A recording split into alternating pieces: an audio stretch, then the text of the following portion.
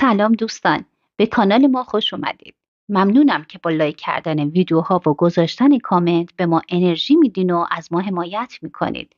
اگه هنوز عضو کانال ما نشدین میتونیم با زدن دکمه سابسکرایب با ما همراه باشید. همیشه دلم میخواست ما هم پولدار بودیم. همیشه میگفتم کاش بابام کارمند نبود. کاش اینقدر بچه دار نمیشد. کاش اینقدر خواهر و برادر نبودیم. از خجالتم به دوستام هیچ وقت نمیگفتم که 6 تا بچه هستیم. 6 تا بچه که هیچ امکاناتی جز یه ماشین داغون و یه خونه بی کلاس نداریم. دلم اون خونه رو نمیخواست. اون خونه‌ای که کفش موکت بود رو نمیخواستم. دلم اتاقی که هیچی توش نبود و نمیخواست. یادم نمیاد حتی یه عروسک داشته باشم یا وسیله‌ای داشته باشم که مال خودم بوده باشه. دلم از بچگی میخواست که اتاقم پر عروسک باشه، پر از وسیله‌های دخترونه. اما دیگه نمیخواستم اینجوری باشه. نمیخواستم حسرت بکشم. دلم میخواست پول داشته باشم. خونه دوستام که میرفتم وقتی خونه‌های شیکشون میدیدم حسرت زندگی اونا رو میخوردم. دلم لپتاپ و گوشی و چیزایی رو میخواست که برام آرزو شده بود. از همه دوستامم خوشگل‌تر بودم. از همه‌شون. اما بدشانس بودم. از همه زیباتر بودم، از همه. ولی پسرها به خاطر وضع مالی منو ترک میکردن و میرفتن دنبال دخترایی که ماشین دارن و خونه و تیپ آنچنانی داشتن. برای قرارم با پسرای پولدار از دوستام لباس قرض میگرفتم. با کیف و کفش و پالتوی اونا سر قرار میرفتم. زندگیم پر از شکست خوردنها و اشک‌هایی بود که فقط به جرم بی پولی دچارشون شده بودم. به خودم قول داده بودم که هر کاری کنم تا پولدار شم. قول داده بودم به جایی برسم که همه اونایی که ولم کرده بودن حسرت منو بخورن. دانشگاه که رفتم دنبال کار. گفتم هر کاری باشه انجام میدم. بذار پول در بیارم. بذار حقوق داشته باشم. واسه همینم هر کاری که پیدا میکردم و به خوبی انجام میدادم تا حقوق داشته باشم. هیچ کدوم از دوستام سر کار نمیرفتن. همه دنبال تفریح و پسربازی بودن. اما من همیشه دنبال شوهر کردن بودم. چون کمبود داشتم. دلم میخواست یه نفر پیدا شه منو از اون خونه ببره. دلم میخواست بهترین تیپ ها رو بزنم. برم خونه شوهر و به هر چی که میخوام برسم. اما هر چی در می آوردم باید کمک خرج بابا و مامان می بودم. چون حتی گاهی اوقات برای خرید یک میوه، یه سیب زمینی و پیاز هم پول نداشتیم. اون موقع خواهر برادر بزرگم ازدواج کرده بودن. من و برادر کوچکترم و برادر بزرگترم مونده بودیم. من 4 تا برادر داشتم و یه دونه خواهر. بچه 4م بودم. دیگه سر کار که رفته بودم به سر و وضعم میرسیدم. لباسهای خوب میپوشیدم. همون موقع بود که یک روز وقتی صبح زود میخواستم برم سر کار کنار خیابون ایستاده بودم و منتظر تاکسی بودم تا به مترو برسم. همون موقع یه ماشین فوق‌العاده مدل بالا با یه مرد جوان که معلوم بود متأهله جلوی پام ایستاد. من هم بدون تعارف سوار شدم. گفتم لطفاً منو برسونید مترو. اونم رسوند. دیگه این کار هر روزش شده بود. از فردا هر روز تا یه هفته منو میرسون مترو. بعد از اون دیگه منو به محل کارم میرسوند. یه جورایی شده بود تاکسی سرویس برام. با خودم میگفتم اینجوری دیگه پول تاکسی نمیدم و پولم پسنداز میشه. من که از خودم بود. حسابی براش ناز و اشوه میومدم. اینجوری دوستیمون بیشتر میشد. پایه همه چیزش بودم. تو ماشین میزدیم و میرقصیدیم. حسابی خوش میگذروندیم. به قول خودش بعد از مدت‌ها داشت زندگی میکرد. میگفت زنش بعد از تولد بچه حس و حال قبلو نداره. مرتب وقتشو برای بچه میذاره و به اون نمیرسه. شده بودم معشوقش. آرومش میکردم. هر چی میخواستم برام میخرید. برام همه چیز تهیه میکرد. فقط میخواست که با اون باشم و نرم با کس دیگه ای. منم خوب بلد بودم. خودمو در اختیارش میذاشتم و پول ازش میگرفتم. اونم خبر نداشت که من عاشقش نیستم و دارم تظاهر میکنم. چی میخواستم دیگه؟ همه کار برام میکرد. اما وقتی فهمیدم زنش شک کرده خطم خاموش کردم و رفتم سراغ مرد بعدی. دیگه خوشم اومده بود. مردای متأهل بیشتر بهم میرسیدن. دیگه با پسر جماعت نمیپریدم. اونها که بگیر نبودن. تازه برای عشق و حال خودشون بود که میومدن سراغ من. اصلا هیچ پولی هم برای آدم خرج نمیکردن. اما مردای زندار برای اینکه کمبودای زندگی خودشون رو که با زنشون بهشون نرسیده بودن جبران کنن میومدن سراغ دخترای جوون و ولشون نمیکردن.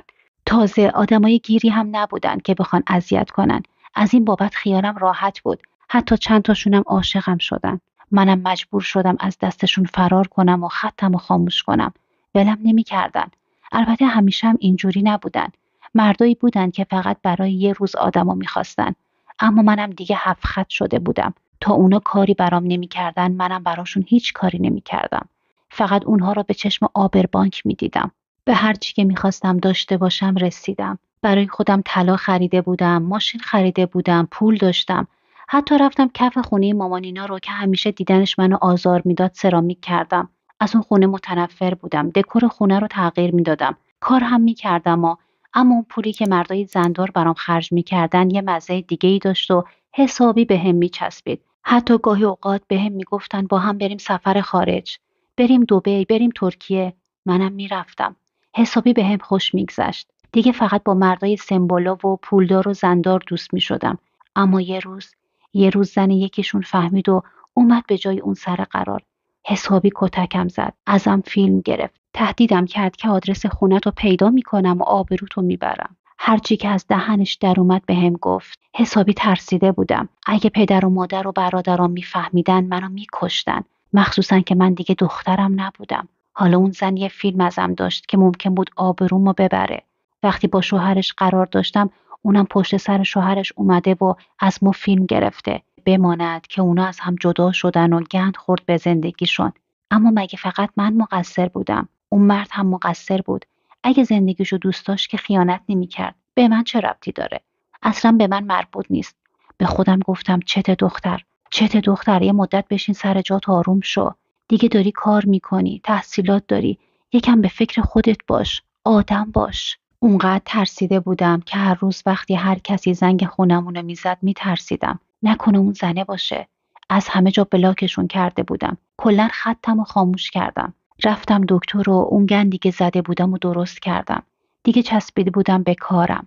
هر چی که میخواستم و داشتم. بعد از حدود 1 سال، یه شب که توی مهمونی رفته بودم، یه پسر حسابی چشمو گرفته بود. اونجا با مهراد آشنا شدم. هم سن و سال خودم بود. وضع مالیشون بد نبود. دلبستش شدم. یه جورایی عاشقش شدم. دانشجو بود اون موقع. سال آخر پزشکی بود. تمام تلاشمو به کار بردم تا بهش برسم و باهاش ازدواج کنم. بالاخره موفق شدم. زندگیم دیگه چیزی کم نداشت. به هر چی که میخواستم رسیده بودم. جلوی همه پوز میدادم که با کار کردن صاحب همه چیز شدم. حالا دارم شوهری میکنم که چشم همه فامیل در بیاد.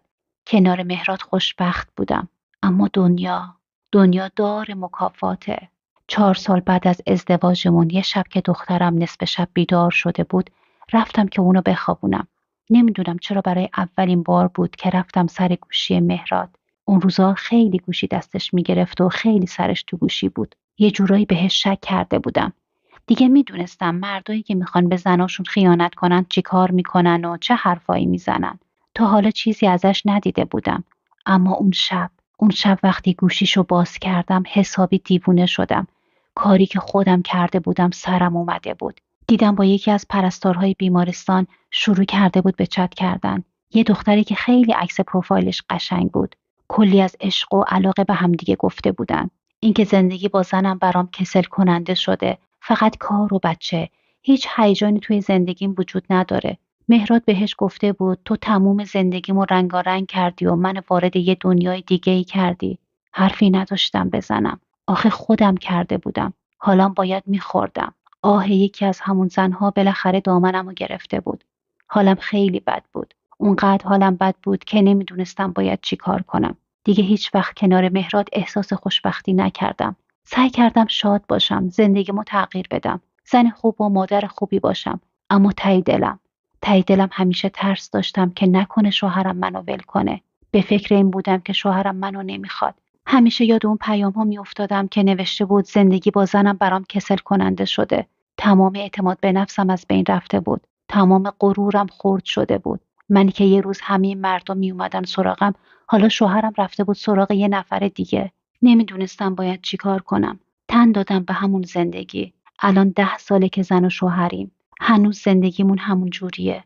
زندگیمون به ظاهر خوبه، اما میدونم اونم زیری داره یه کارایی میکنه. همش تابونه همون کاراییه که خودم کردم. هیچی به روش نمیارم. سعی میکنم مهربون باشم. سعی میکنم به زندگیم رنگ بدم. سعی میکنم شاد باشم و هر کاری که از دستم برمیاد براش کنم. اما ته ذهنم اینه که شوهرم منو نمیخواد. فقط به خاطر بچه تو این زندگی مونده. هیچی برام تو زندگی کم نمیذاره. محبت میکنه، مهربونه، اما همه فکرش و همه قلبش با ما نیست. برای منی که دارم باهاش زندگی میکنم این بدترین عذابه. فقط به خاطر دخترمه که موندم. راستش بخوام واقعیت رو بهتون بگم، من عاشق شوهرمم. به خاطر اونی که نرفتم. به خاطر اونی که هنوز تو این زندگی موندم و دارم تحمل میکنم. وقتی این چیزا رو با خودم مرور میکنم، یاد اون زنایی میافتم که با زندگیشون همین کارو کردم. یاد اون زنایی میافتم که مثل من تحمل کردن و تو زندگیشون موندن چون عاشق شوهرشون بودن.